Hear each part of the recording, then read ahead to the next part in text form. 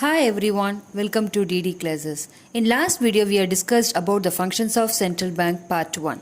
In this video we are going to learn about the functions of central bank part 2. That is the control of money supply and credit and custodian of foreign exchange. Two functions we are going to learn from this video. Controller of money supply and credit.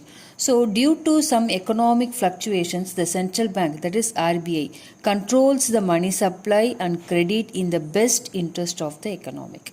As RBI is the sole monopoly in currency issue, so it can control the credit and supply of money. For this, RBI makes a use of the following methods of the credit control. First one is repo rate, bank rate, open market operation, legal reserve requirements and marginal requirements. These are all comes under the control of money supply and credit. First one is repo rate. So here the repo rate is the rate at which the central bank of country lends money to commercial bank to meet their short-term needs. So the central bank advances or loans against the approved securities or eligible bills of the exchange. That is, an increase in repo rate increase the cost of borrowings from the central bank. So it forces the commercial bank to increase their lending rates, which discourages the borrowers from the taking loans. Automatically it reduces the ability of the commercial bank to create a credit. A decrease in the repo rate will have the opposite effect. The next one is a bank rate.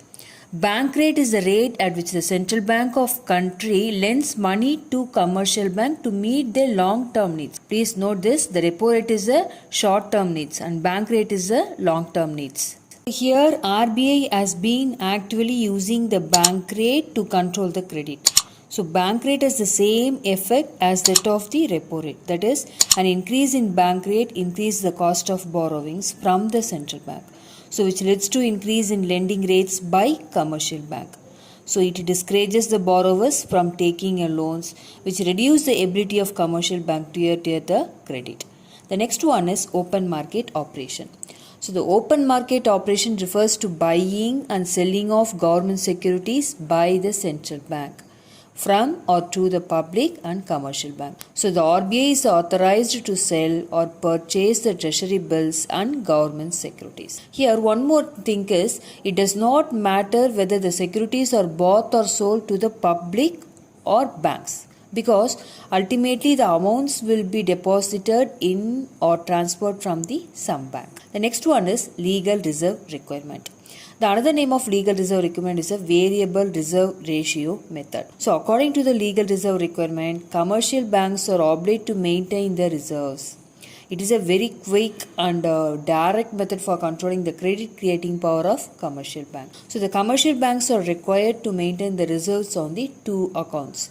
One is CRR and next is a SLR. CRR means cash reserve ratio.